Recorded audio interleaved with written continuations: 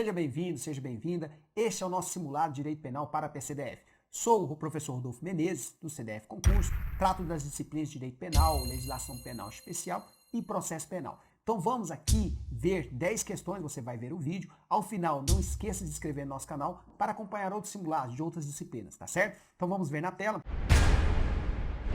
o enunciado da primeira questão.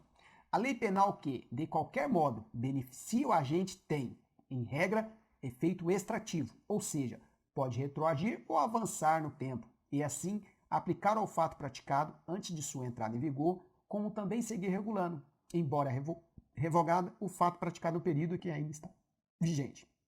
A única exceção a essa regra é a lei penal excepcional ou temporária, que, sendo favorável ao acusado, terá somente efeito retroativo. Então, observe, essa questão, o examinador quer saber se você conhece o conflito de leis penais no tempo sobre lei temporária e lei excepcional. Então você já sabe, o início dessa questão está bem formulado, bem esquematizado, trazendo informações que realmente fazem parte do nosso conhecimento, do seu conhecimento. E qual é? Nós temos lá que lei penal mais benéfica, ela tem o efeito ultrativo. Então, a lei penal mais benéfica tem efeito ultrativo. Então, se ela for revogada, ela será aplicada nos fatos que foram praticados durante a sua vigência. Então, ela vai ser ultrativa. E uma lei penal mais benéfica, ela também pode ser aplicada para os fatos que foram praticados antes da sua vigência, que seria chamada retroatividade. Então, nós temos a retroatividade da lei mais benéfica e também nós temos a ultratividade da lei mais benéfica. Então, é claro, uma mesma lei, ela pode ter um dos dois efeitos, tá certo? Então, neste caso, ou pode até ter os dois efeitos, né? Se for uma lei, como se diz assim, tem uma lei, uma outra lei e uma terceira lei. Então, nós teríamos 3 leis, poderia ser essa lei do meio, essa seria uma lei mais benéfica. Então, para determinado fato, ela seria ultrativa. Para determinado fato, seria ultrativa. Então, a doutrina chamou isso de extratividade da lei penal mais benéfica. Tudo tranquilo. Então, olha na tela, nós vamos ver lá. Vamos acompanhar aqui na tela. Deixa aqui, nós temos aqui, olha, regra e retroatividade. Essa é a regra para todas as leis. Agora nós temos a exceção, que é retroatividade ou ultratividade da lei penal mais benéfica. Tranquilo, chamou-se de extratividade, tá? Tranquilo. E agora, sobre o que é lei temporária, o que é uma lei excepcional. Então nós temos ali, lei temporária. Ela tem um tempo pré-determinado. Então ela tem um tempo que ela vai iniciar a sua vigência e ela diz qual é a data que ela será revogada. Então, para a Lei Geral da Copa, né? Então, na Copa do Mundo aqui, que aconteceu no Brasil, nós temos a Lei Geral da Copa. Ela tinha alguns crimes previstos nela, e nós tínhamos o início, né, que é na sua vigência, quando ela entrou em vigor, e ela já dizia que em tal data ela seria revogada, ela perderia a sua eficácia. Então, neste caso, nós temos o caso de uma lei temporária. E qualquer crime que for praticado dentro da lei temporária, ou lei excepcional, qualquer crime que ali for praticado, nós teremos o crime sendo tratado por essa lei. Então essa lei, ela é ultrativa. Ela nunca será retroativa. Ela não será retroativa. Nem que seja para beneficiar. Por quê? Porque ela tem um período de vigência e ela determina os fatos que serão tratados naquele período. Tá certo? Então, neste caso, nós dizemos que a lei temporária ela tem uma ultratividade. Porque após o encerramento do seu período de eficácia, ela ainda será aplicada, por mais que posteriormente seja criada uma lei mais benéfica. Não vai prevalecer essa lei temporária, tá? E um exemplo de lei excepcional seria uma lei que ela diz não o tempo que ela vai permanecer, mas ela diz um certo evento, enquanto existir um certo evento. Por exemplo, o legislador poderia criar um crime no momento em que seria da pandemia do Covid-19. Então diz, será encerrado quando as autoridades decretarem o fim da pandemia no Brasil.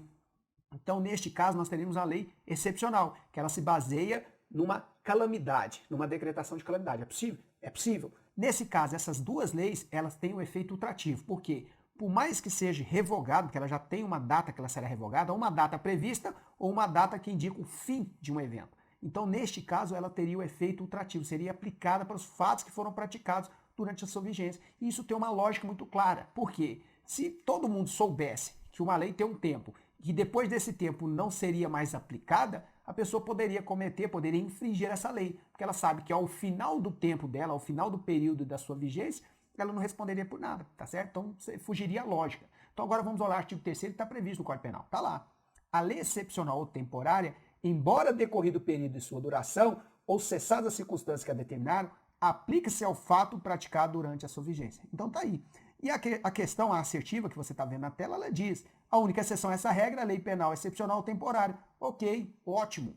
Só que ela inclui que, sendo favorável ao acusado, terá somente efeito retroativo. Ela não pode ter efeito retroativo. Este é o efeito que a lei temporária excepcional não tem, retroativo, porque ela não vai nunca retroagir. Ela vai simplesmente ter um efeito para o futuro naqueles fatos que foram praticados durante sua vigência. Tá? Então, por isso, o assertivo está errado.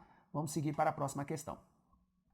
Questão 2. Jurandir, cidadão brasileiro, foi processado e condenado no exterior por ter praticado tráfico internacional de drogas e ali cumpriu 6 anos de pena privativa de liberdade. Pelo mesmo crime, também foi condenado no Brasil a pena privativa de liberdade igual a 10 anos e 2 meses. Nessa situação hipotética, de acordo com o Código Penal, a pena privativa de liberdade a ser cumprida por Jurandir no Brasil não poderá ser maior que 4 anos e 2 meses.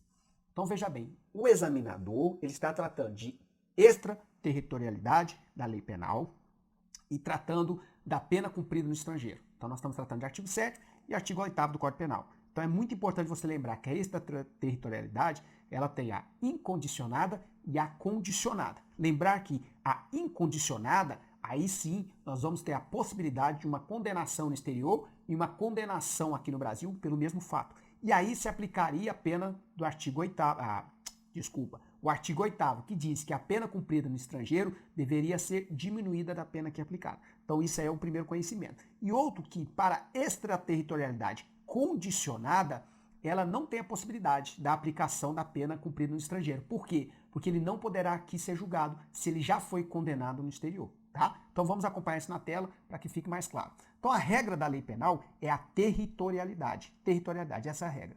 Existe a exceção, que é esta extraterritorialidade da lei penal, que pode ser incondicionada ou condicionada. Então no artigo 7º, nós temos lá incondicionada, e aí diz, ficam sujeitos à lei brasileira, embora cometidos no estrangeiro. E aí diz, inciso 1, os crimes contra a vida ou liberdade do presidente da República, certo? Vida ou liberdade, presidente da República. Contra o patrimônio ou a fé pública da União, Distrito Federal, Estado, Território, Município. Então, assim, vários entes aí da administração pública de forma direta e da forma direta. Nós temos empresa pública, sociedade de economia mista, autarquia, fundações instituídas pelo poder público. Então, nós temos aí um crime de roubo contra uma instituição brasileira no exterior que represente a União, então contra uma embaixada, por exemplo. Então nós temos aí a possibilidade da aplicação desse artigo 7º, inciso 1, que trata da extraterritorialidade incondicionada. Letra C, contra a administração pública, por quem está a seu serviço, e de genocídio, quando a gente for brasileiro ou domiciliado no Brasil. Então veja bem, o genocídio, ela está no inciso 1, mas ela tem umas pequenas condicionantes. O quê? Que o autor seja brasileiro e que ele esteja domiciliado no Brasil. Então são algumas condicionantes aí também, tá? O artigo 7º, que é a condicionada, que a gente chama de condicionada, nós temos lá o inciso 2 dos crimes, que por tratado da Convenção o Brasil se obrigou a reprimir. Primeira coisa. Segundo, praticados por brasileiro. Terceiro, praticados em aeronaves ou embarcações brasileiras, mercantes ou de propriedade privada, quando em território estrangeiro, e aí não sejam julgados.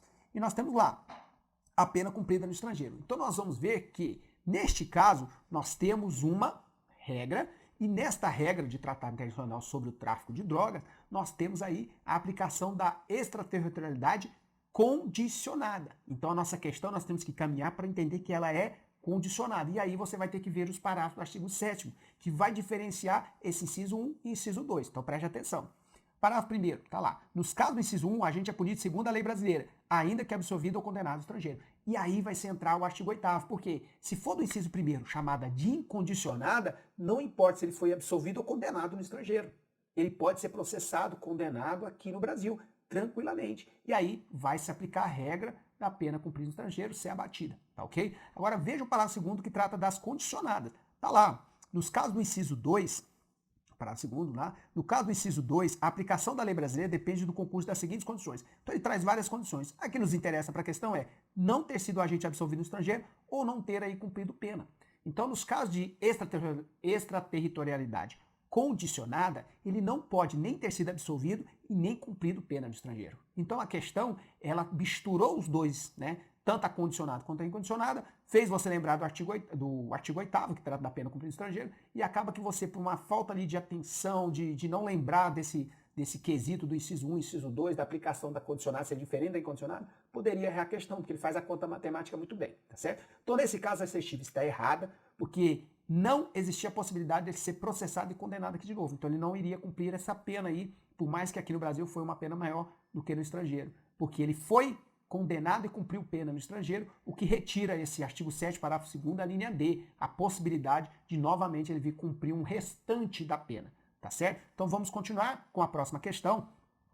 Questão 3. Na definição de lugar do crime, para os efeitos de aplicação da lei penal brasileira, a expressão onde se produziu ou deveria produzir-se o resultado diz respeito respectivamente à consumação e à tentativa. Então, primeiramente, nós estamos aqui falando de lugar do crime e tempo do crime. Então, lugar, lembrar que é aquela sigla, aquele mnemônico que é muito útil aqui, lutar. Lugar, ubiquidade, tempo, atividade. Então, essa é a primeira coisa que você tinha que lembrar.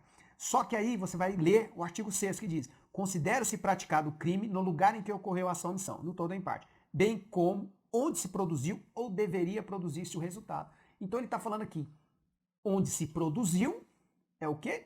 Ele está querendo falar de consumação. Ou deveria produzir o resultado. Se o resultado deveria produzir-se, é porque ele não se produziu. Se ele não se produziu, então nós estamos falando de tentativa. Então veja bem que a questão era mais uma interpretação do que está escrito ali. Seria uma questão relativamente fácil, mas acaba que você, fazendo o concurso, você está tão tenso que você pode começar a pensar, ele está querendo falar de teoria do tempo do crime, de lugar do crime, começar a tratar de ubiquidade, atividade, resultado. Não era isso que a questão queria. A questão queria apenas que você respondesse se aquela expressão onde se produziu o resultado é o quê? Consumação. E onde deveria produzir o resultado é porque esse resultado não se produziu. Se o resultado não se produziu, nós temos o quê? Tentativa.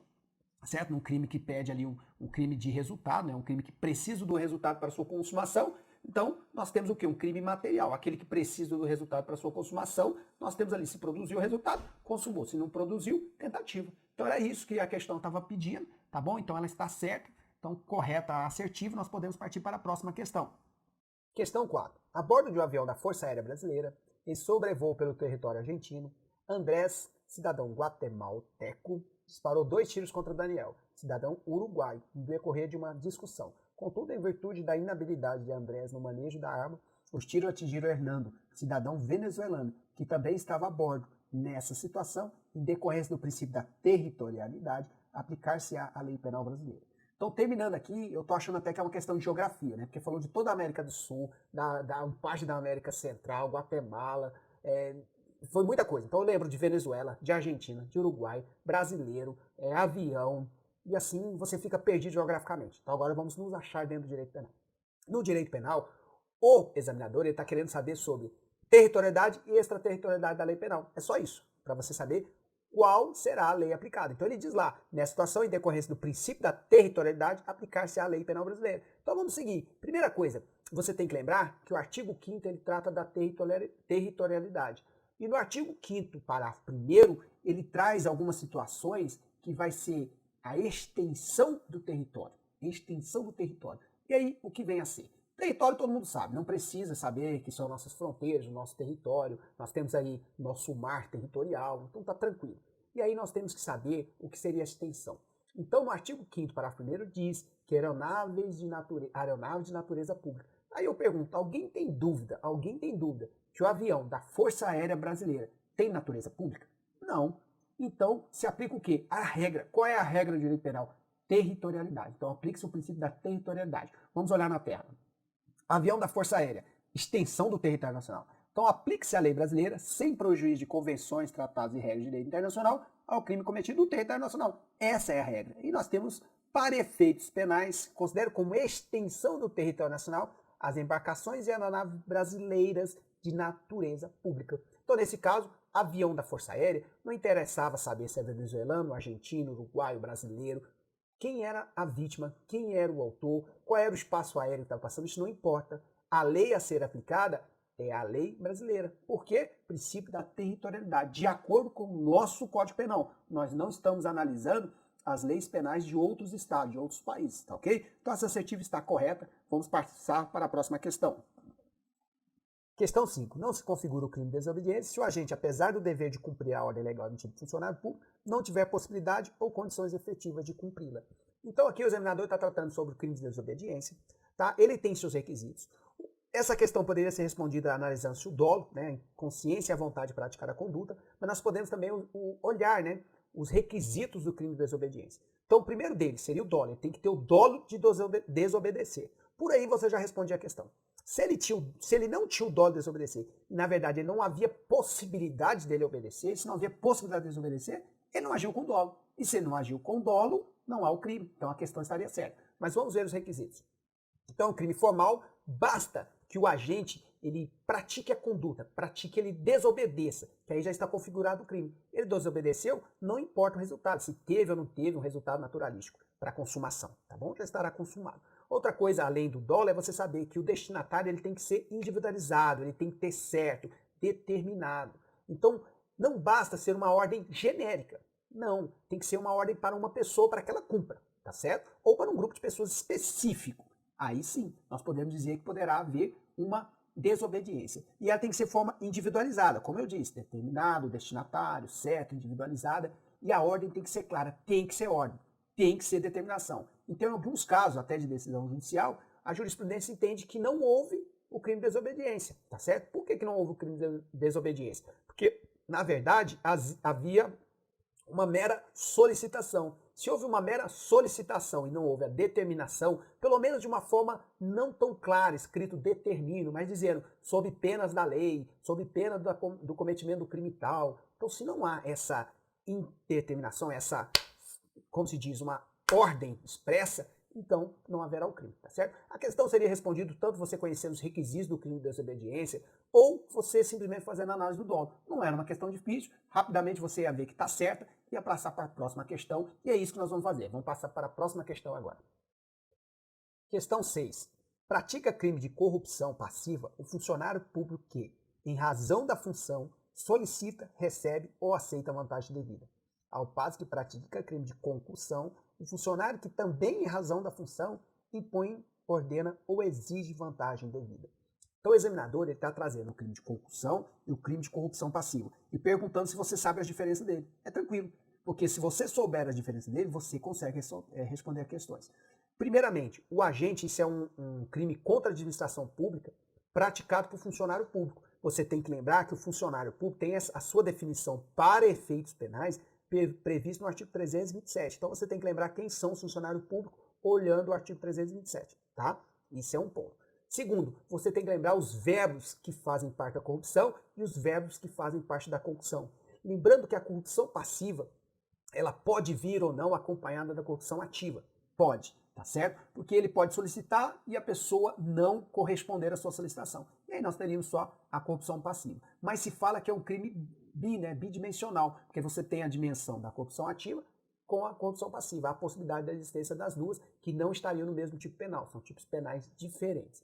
A concussão, a grande diferença da concussão para a corrupção é exatamente essa, exigir. Enquanto na concussão há uma exigência do funcionário público e a pessoa acaba cedendo, então aquela pessoa acaba cedendo e entregando algo, aquela vantagem lista para o funcionário público, na corrupção passiva não, ele solicita ou recebe. Então ele pode ser a pessoa que solicitou e na concussão ele é a pessoa que exigiu. E isso está claro na questão, tá certo? Isso está bem claro na questão. Vamos olhar na tela. Então tá lá.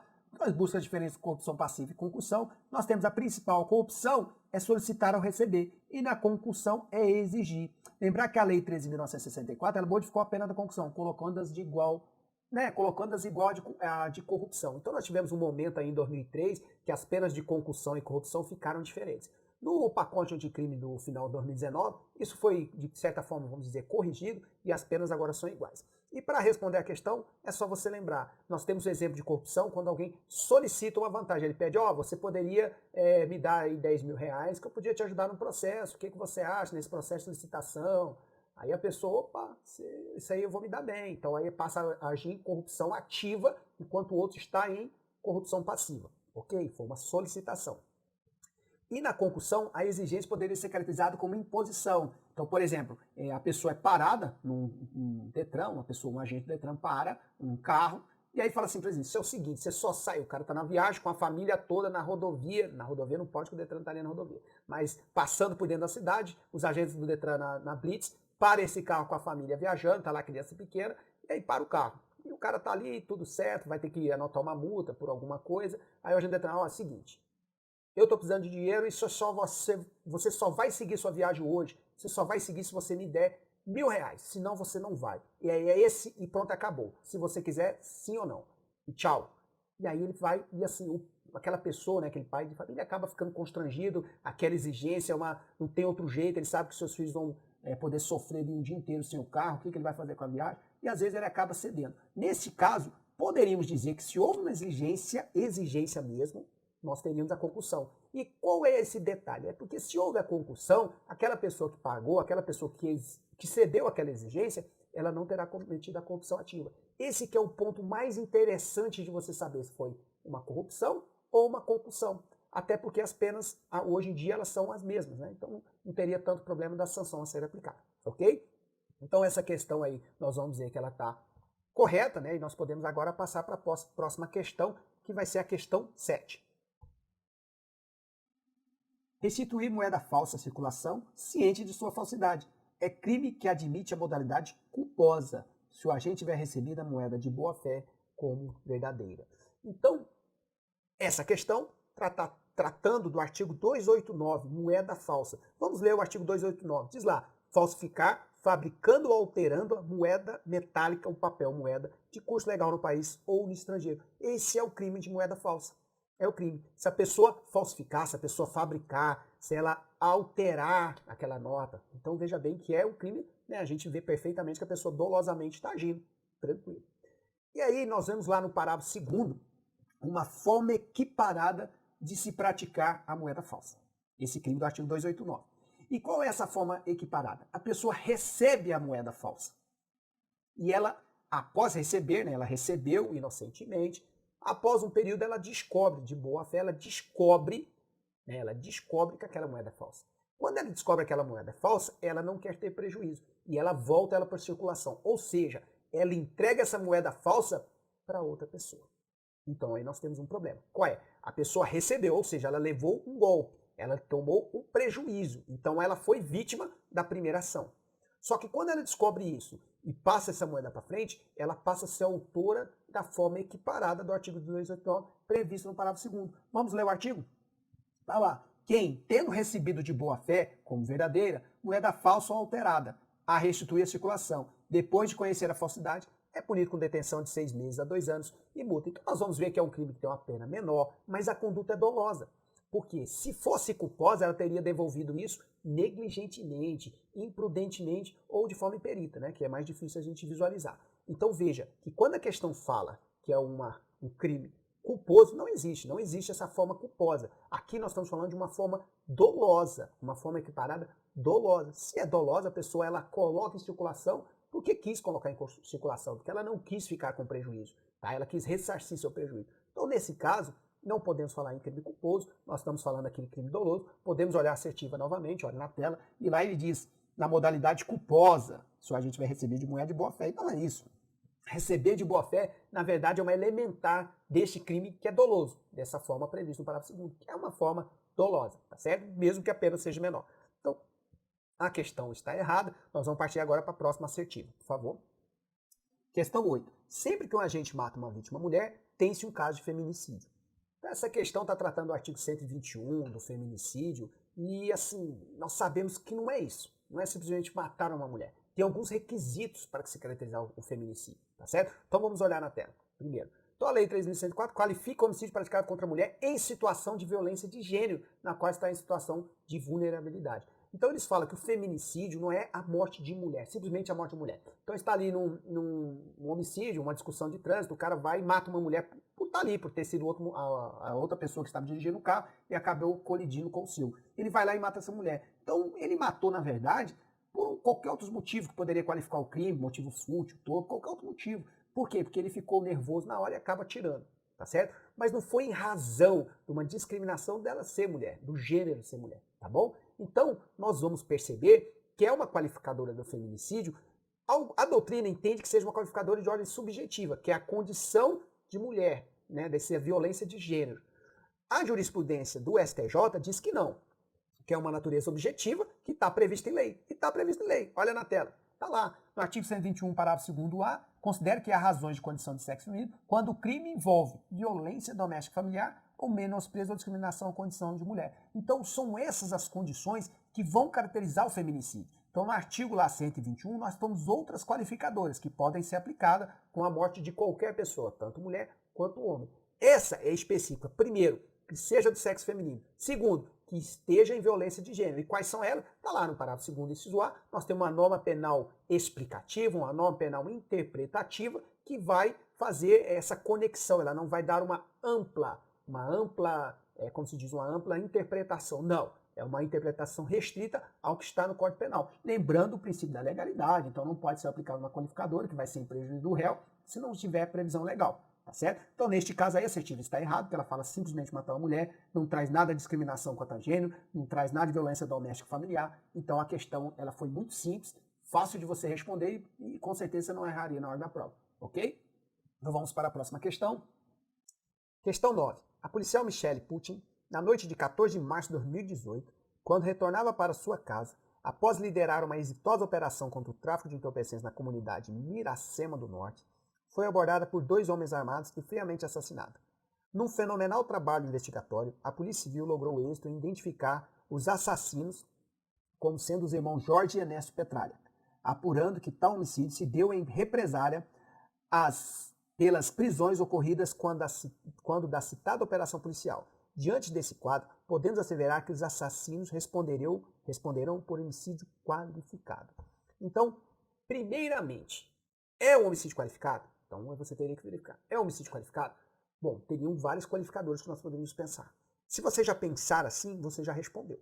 Tá? Então, falar que é um homicídio simples seria mais difícil. Porque existem vários qualificadores que nós poderíamos pensar, pelo motivo torpe, motivo fútil, e tem outras aí que são mais específicas que nós vamos ver daqui a pouco, tá certo? Então, qual é essa qualificadora? Os meios de execuções? Poderia ser um meio de execução porque foi uma emboscada? Poderia. Meio de execução poderia. Qual mais? Assegurar a impunidade? Também poderia segurar a impunidade. Por quê? Queria que ela não desse êxito, aquela investigação, que ela não fosse à frente, não apurasse outras pessoas que também faziam parte do tráfico? É possível, tá? Mas eu queria que você observasse na tela essa qualificadora, artigo 121, parágrafo 2º, inciso 7, que diz: contra a autoridade ou agente decidido no artigo 142 e 144, aí nós temos ali integrantes do sistema prisional e da Força Nacional de Segurança Pública. Então nós temos ali 142 e 144, estão lá os agentes de segurança pública, entre eles PRF, Polícia Federal, Polícia Rodoviária Federal, Polícia Civil, Polícia Militar, estão todas lá. No exercício da função em decorrência dela, ou contra o seu cônjuge, companheiro ou parente consanguíneo, até esse 3º grau, em razão dessa condição. Então veja bem, a morte dela, ela teria algumas qualificadoras, e essa era uma qualificadora clara, a do parágrafo 2º, inciso 7, era clara, porque era uma policial, e a morte dela foi em decorrência do exercício da sua função, porque ele diz no início que fizeram uma operação exitosa e prenderam alguns líderes do tráfico. Então, essa questão deveria ser respondida como correta, porque é um homicídio qualificado, ele não pediu para você detalhar quais eram as qualificadoras, bastava você lembrar de uma. Se você lembrasse de uma, você responderia a questão.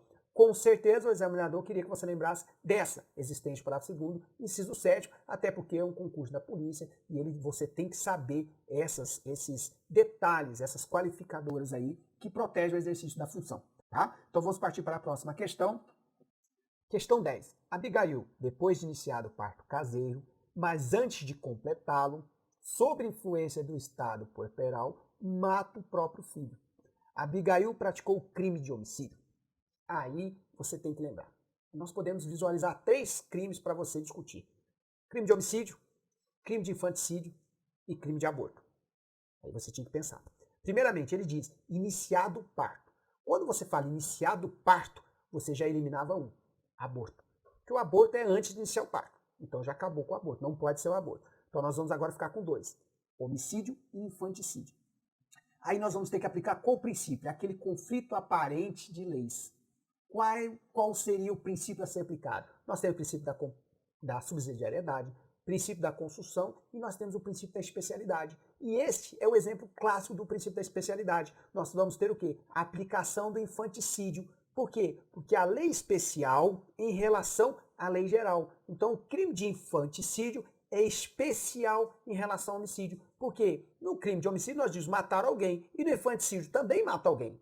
Só que é matar sob estado puerperal o próprio filho logo após, ou durante o parto, ou logo após o parto. Tá certo? Então, nós vemos que nesta lei especial, nessa norma especial, alguns requisitos, alguns detalhes, algumas circunstâncias que os torna mais específico do aquele considerado geral. Então é bem simples. A aplicação do princípio da especialidade, você ia lembrar que tanto no homicídio quanto no infanticídio mata alguém, você ia lembrar que pela assertiva que nós temos aqui, vamos ler aqui novamente, diz lá, influência do estado puerperal mata o próprio filho. E aí diz que iniciado o parto, mas antes de completar, ou seja, durante o parto. Então estão todos os requisitos que caracteriza o infanticídio, tá certo? E aí, como a assertiva diz, Abigail praticou crime de homicídio, ela não praticou o crime de homicídio, ela praticou o crime infanticídio, porque diz que ela estava sob o estado puerperal, que é algo que só pode ser verificado por perícia, que é algo bem complexo, tá certo? Mas, neste caso, para efeito de concurso, corresponderia que essa questão está errada, questão 10. E aí, nós finalizamos aqui o nosso simulado